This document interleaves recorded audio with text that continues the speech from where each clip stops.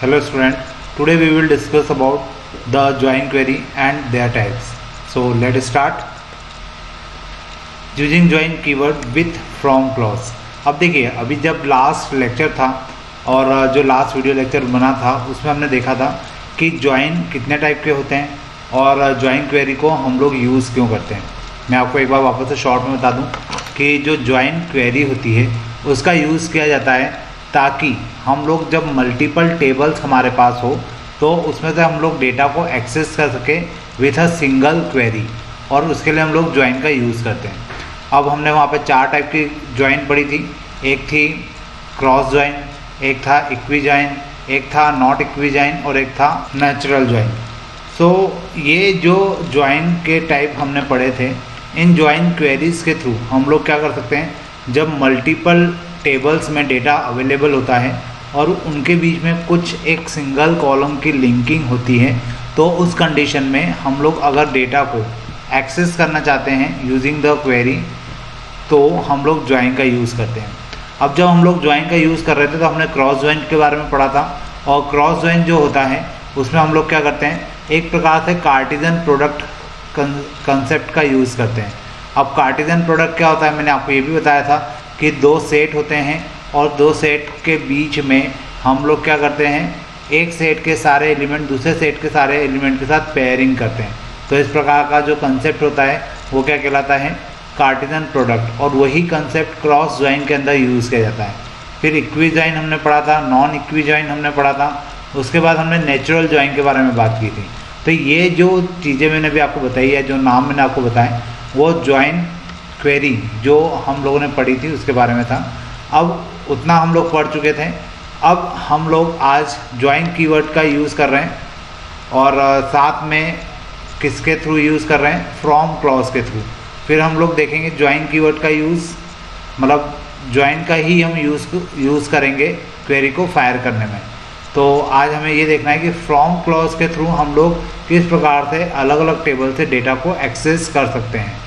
MySQL's join keyword may be used with the from clause। from clause का use करते हुए हम लोग क्या कर सकते हैं, join keyword का यूज़ कर सकते हैं। देखिए एग्जाम्पल सिंटेक्स दिया हुआ है सामने। सिलेक्ट आपको बताया कीवर्ड है। लिस्ट ऑफ द कॉलम, सबसे पहले हमें क्या लिखना होंगे, कॉलम, जितने भी कॉलम यहाँ पर है उनकी पूरी एक लिस्ट लिखना होगी, 1 हो 2 हो 4 हो, ठीक है। It's depend on the query. From table, अब जो कॉलम आपने लिखे हैं वो कौन सी टेबल से आपको लेना है, उस टेबल का नाम यहाँ पे आएगा। देन ज्वाइन, फिर टेबल 2, हमें टेबल 1 को किसके साथ ज्वाइन करना है उस टेबल का नाम भी आपको लिखना है। फिर ऑन के बाद हम लोग जनरली कंडीशन लिखते हैं, तो ऑन कीवर्ड ही है जो ज्वाइन के साथ आता है। ज्वाइनिंग कंडीशंस, फिर वेयर में भी हम लोग कंडीशन लगाते हैं। उसके बाद ऑर्डर बाय या ग्रुप बाय। ऑर्डर बाय या ग्रुप बाय क्लॉज जो होता है वो ऑप्शनल होता है, आप आपके हिसाब से उसको सेट कर सकते हैं। अगर आप चाहें देना तो आप दे भी सकते हैं, और नहीं देना चाहें तो आप उसको स्किप भी कर सकते हैं। तो इस प्रकार से ये क्या हो गया, आपके लिए एक सिंटेक्स हो गया जिसके थ्रू हम लोग ज्वाइन क्वेरी को फायर करते हैं। और यहाँ पे हम किसका, कौन से क्लॉज का यूज़ कर रहे हैं, फ्रॉम क्लॉज का। फ्रॉम क्लॉज का हम लोग यूज़ करते हैं तो बाय डिफ़ॉल्ट हमें वेयर कंडीशन लगानी ही पड़ती है या वेयर क्लॉज का यूज़ करना ही पड़ता है। For example, find out the name of the employees working in the production department. यही सेम एग्जाम्पल हमने लास्ट वीडियो लेक्चर्स में भी देखा था। यहाँ पर हमें क्या करना है, हमें उस एम्प्लॉय का नेम बताना है जो प्रोडक्शन डिपार्टमेंट में वर्किंग में है, ठीक है। तो यहाँ पे हम लोग क्वेरी क्या फायर करेंगे। अब चूँकि आपको याद हो कि लास्ट वीडियो लेक्चर में हमने 2 टेबल की बात की थी, एक एम्प्लॉय नाम की टेबल थी और एक डिपार्टमेंट नाम की टेबल थी, और उन दोनों टेबल्स के अंदर एम्प्लॉय का पूरा डेटा था। मतलब डिपार्टमेंट नाम की जो टेबल थी उसके अंदर एम्प्लॉय का डिपार्टमेंट नंबर था, डिपार्टमेंट नेम था, उसकी लोकेशन थी, और EMP नाम की टेबल के अंदर एम्प्लॉय की पूरी उसकी एम्प्लॉय आईडी थी, उसका नाम था, सरनेम था। तो इस प्रकार से 2 टेबल के बीच में एक एम्प्लॉय का पूरा डेटा हमने कैरी किया हुआ है। अब हम लोग ये चाहते हैं उस एम्प्लॉय का नाम सामने आ जाए जो प्रोडक्शन डिपार्टमेंट का है, और हम लोग उसका नाम देखना चाहते हैं। तो उस कंडीशन में हम लोग क्या करेंगे, क्वेरी फायर करेंगे सिलेक्ट ई नेम, क्योंकि हम लोग एम्प्लॉय का नाम देखना चाहते हैं। तो यहाँ पे क्या आएगा, ई नेम फ्रॉम EMP। अब कौन सी टेबल में ई नेम है, EMP नाम की। EMP क्या है, एम्प्लॉय का नेम है, ये टेबल का नाम है। ज्वाइन, अब ये किसके साथ ज्वाइन होगी, डिपार्टमेंट नाम की टेबल के साथ, ठीक है। क्योंकि हमारे पास दो टेबल हैं, एम्प्लॉय नेम कहाँ से आएगा, ईएमपी टेबल से, और जो डिपार्टमेंट नेम है जिस पे हम लोग कंडीशन लगाएंगे वो कहाँ पर है, डिपार्टमेंट नाम की टेबल के अंदर। On EMP dot department number equal to department dot department number. अब ये जो डिपार्टमेंट नंबर है वो ईएमपी नाम की टेबल के अंदर है, ये डिपार्टमेंट नंबर जो है वो डिपार्टमेंट नाम की टेबल के अंदर है। तो इस कंडीशन में क्या हुआ कि दोनों टेबल में जो डिपार्टमेंट नंबर है वो जब आपस में इक्वल होंगे और साथ में हमने कंडीशन लगा रखी है कि उसमें से भी केवल उसी एम्प्लॉय का नाम आए जो प्रोडक्शन डिपार्टमेंट का हो। तो उस कंडीशन में क्या हुआ, यहाँ पे हमने ज्वाइन ऑपरेशन लगाया, दो अलग अलग टेबल पर कंडीशन लिखी और उसके साथ हमने वेयर क्लॉज का भी यूज़ किया। तो इस प्रकार से हमें क्या मिल जाएगा, उन एम्प्लॉयज़ के नाम मिल जाएंगे जो जिनका डिपार्टमेंट प्रोडक्शन होगा, और ये हमारा यहाँ पे आउटपुट हो जाएगा। एक और एग्जांपल गिवन है, find out the name of the employees working in the same city from where they belongs, home town. फिर से ये सेम एग्जांपल है जो हमने लास्ट टाइम भी यूज़ किया था। यहाँ पे हमें उन एम्प्लॉयज़ के नाम देना है जो सेम सिटी में वर्किंग करते हैं जहाँ से वो बिलोंग करते हैं, मतलब उनका होम टाउन भी वहीं पर है। तो उसके लिए हम क्या क्वेरी फायर करेंगे, select E name from E M P join department on E M P dot department number equal to department dot department number where the cities location. अब देखिए यहाँ पे हम लोगों ने क्या किया कि हमें यहाँ पे भी ई नेम ही देना है, और वो ई नेम कहाँ से लिया जाएगा, ऑब्वियस है कि एम्प्लॉय नाम के टेबल से लिया जाएगा। अब उसको ज्वाइन करना है किससे, डिपार्टमेंट से, क्योंकि यही दो टेबल है हमारे पास। और उसमें कंडीशन क्या लगाई जाएगी कि जो एम्प्लॉय टेबल का डिपार्टमेंट नंबर वाला कॉलम है वो अगर डिपार्टमेंट टेबल के डिपार्टमेंट नंबर वाले कॉलम के इक्वल हो जाता है, और साथ में वेयर कंडीशन में हमने क्या दे रखा है, जिसकी सिटी लोकेशन को बिलोंग करती होगी वो एम्प्लॉय के नाम हमारे सामने आ जाए। तो इस प्रकार की क्वेरी फायर करने से क्या होगा, उन एम्प्लॉयज़ के नाम हमारे सामने आ जाएंगे जो जिस सिटी में वर्किंग में है वही उनका होम टाउन भी है, ठीक है। तो इस प्रकार से हम लोग क्या कर सकते हैं, क्वेरी फायर कर सकते हैं। ये क्वेरी फायर करना मतलब ऐसे वर्बली पढ़ना या थ्योरेटिकल पढ़ना थोड़ा सा मुश्किल है।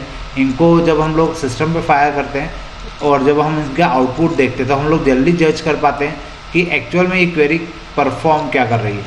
तो जब भी अपने प्रैक्टिकल्स होंगे तो मैं आपको इनको एक बार वापस से समझाऊँगा भी सही और एक्सप्लेन भी करूँगा।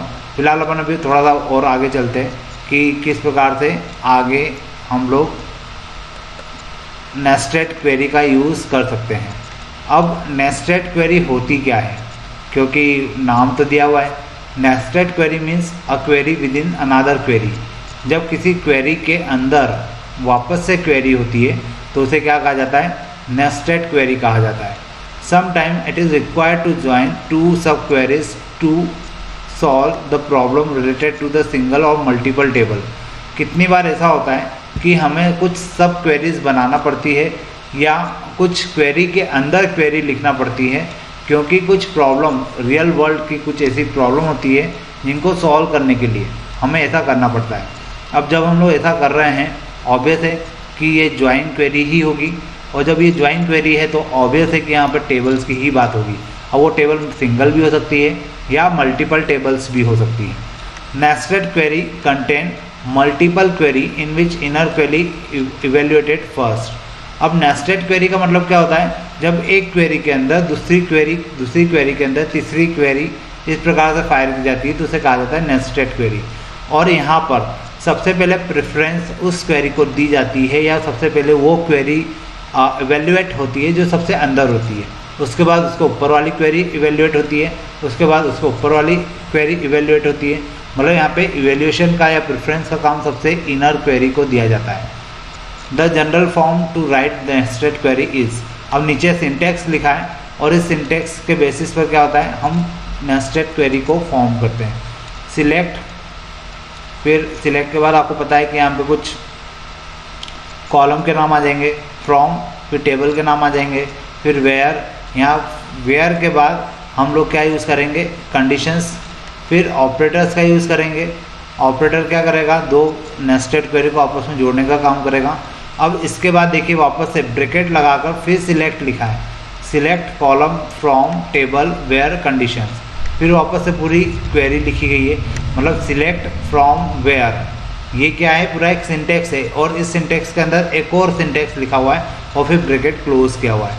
तो इस टाइप की जो क्वेरी होती है इसे कहा जाता है नेस्टेड क्वेरी, और इसी नेस्टेड क्वेरी का हम लोग टेबल्स के ऊपर यूज़ करते हैं ताकि हम उसे डेटा को इजीली एक्सेस कर सकें।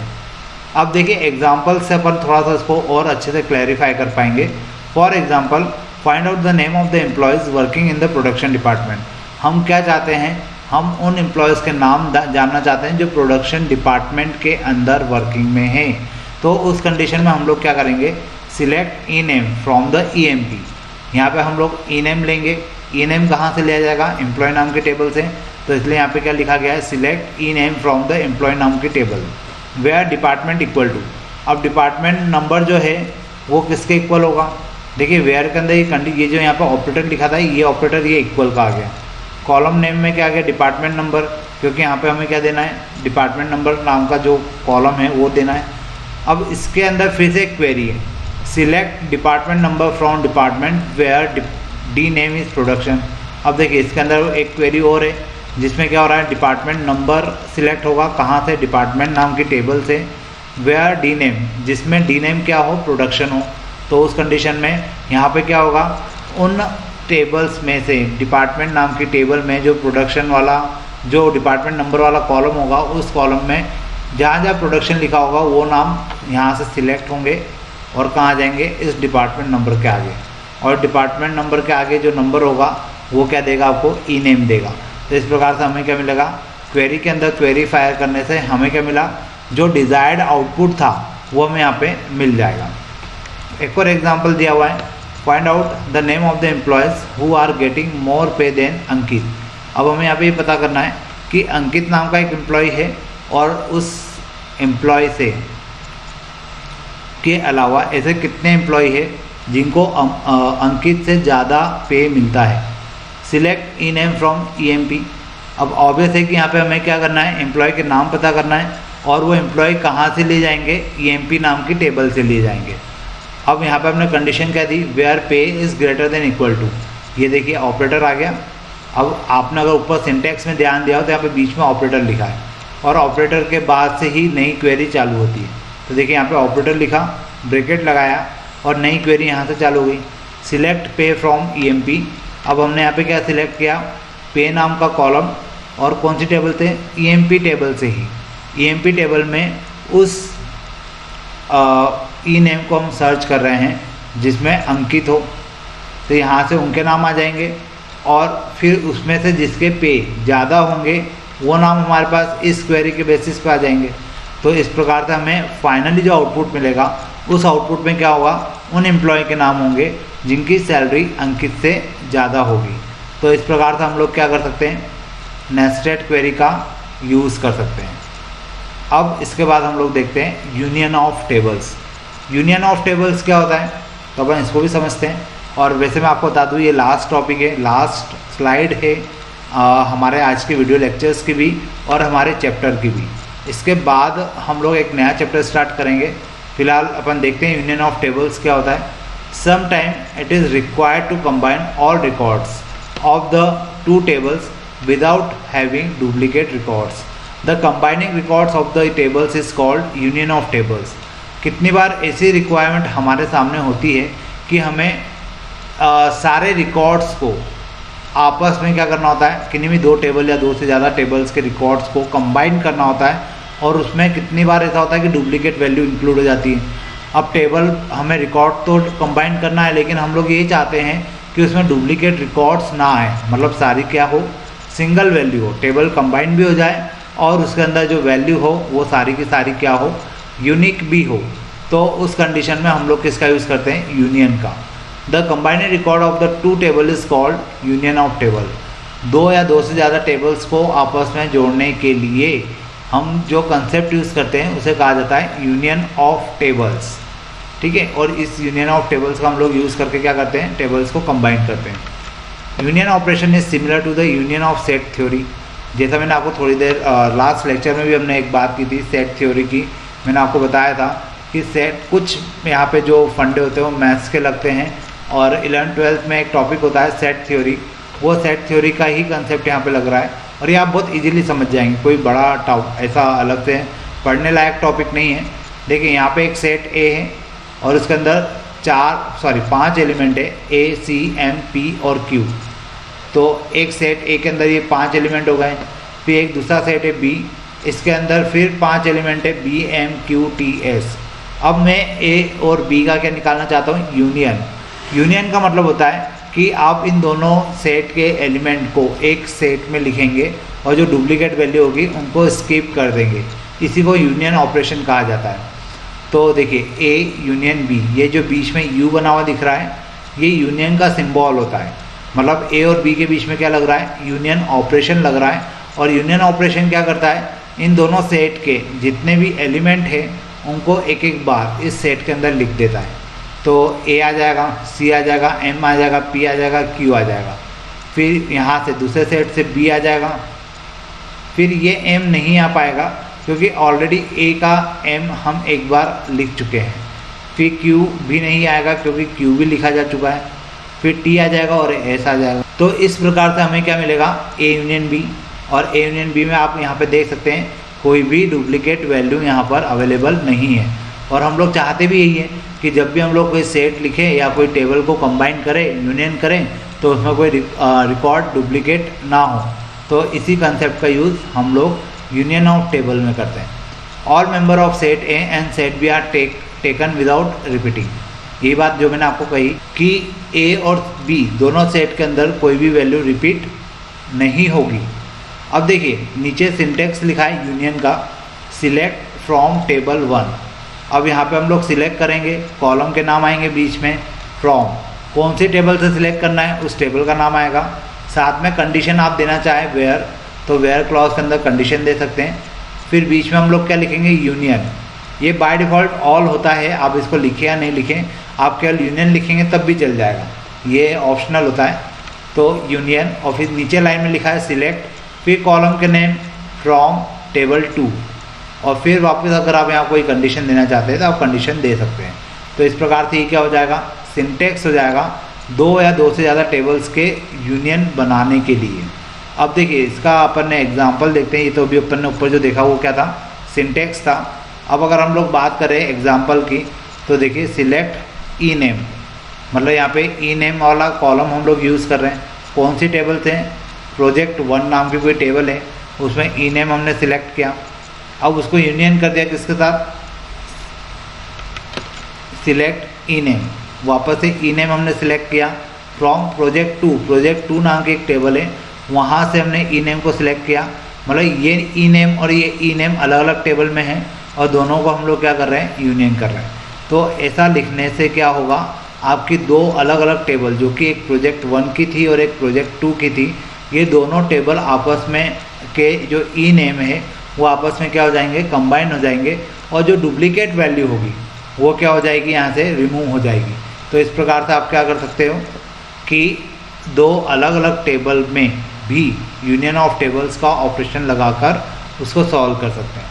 तो इस प्रकार से हम लोग क्या कर सकते हैं, टेबल्स का यूनियन कर सकते हैं और टेबल्स का यूनियन करने के बाद जो डिज़ायर्ड आउटपुट है वो हम लोग ले सकते हैं। बोथ टेबल्स और output of the queries must be union compatible, that is they must be same in column structure, number of column and the data type must be same. अब देखिए यूनियन ऑफ टेबल अगर आपको बनाना है या करना है तो इसके लिए कंडीशन होती है और उस कंडीशन को आपको फॉलो करना बहुत ज़रूरी है। और वो कंडीशन क्या होती है कि दोनों टेबल, जो भी टेबल के बीच में आप यूनियन लगाना चाहते हैं तो वो टेबल्स यूनियन कॉम्पेटिबल होना चाहिए। कॉम्पेटिबल होने का मतलब है कि दोनों के अंदर कॉलम का स्ट्रक्चर सेम होना चाहिए और जिन कॉलम को आप यूनियन के अंदर लेंगे वो कॉलम क्या होना चाहिए, उनका डेटा टाइप और उनका स्ट्रक्चर सेम होना चाहिए। तो इस प्रकार से हम लोग क्या कर सकते हैं, 2 या 2 से ज़्यादा टेबल्स को हम लोग कंबाइन कर सकते हैं और उनका यूनियन निकाल सकते हैं।